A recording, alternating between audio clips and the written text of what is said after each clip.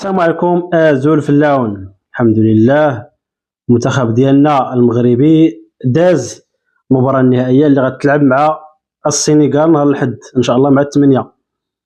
ربحنا البارح بصعوبة حقيقة، صراحة لعبنا يعني الماتش كان قاسح، ولعبنا الأشواط الإضافية نص ساعة زايدة وضربة الجزاء اللي صراحة بونو واعر وشد جوج ضربة جزاء.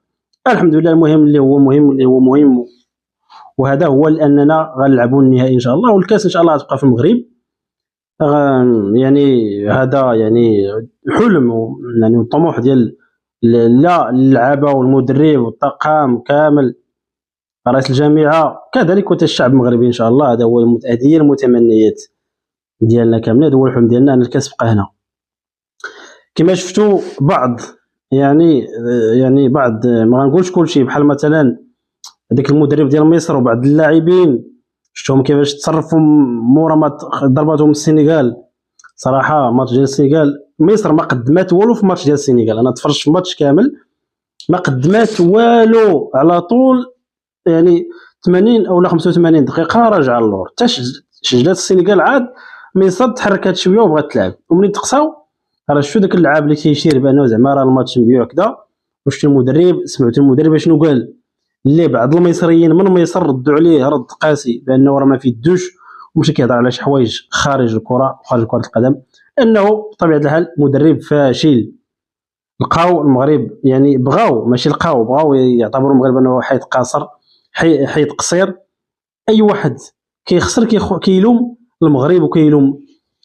اعطيوني شي لوجيك صاحبي. شوفوا الافارقه صاحبي، والله الا هادشي تنقول لكم انا.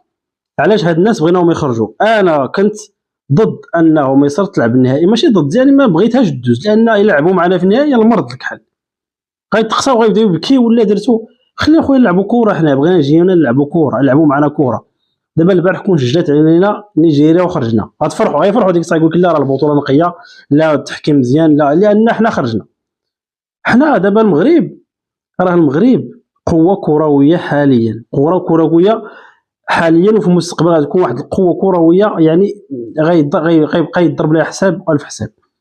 راه جميع الالقاب الشان داو المغرب، يعني اللاعبين المحليين داو البنات ديال الجيش الملكي داو تشامبيونز ليغ، كاس العالم الشباب راه داو المغرب، كاس العرب مؤخرا، وزيد شحال ديال الالقاب يعني هذوك ديال الصالات، منتخب الصالات ديما كيدي الالقاب.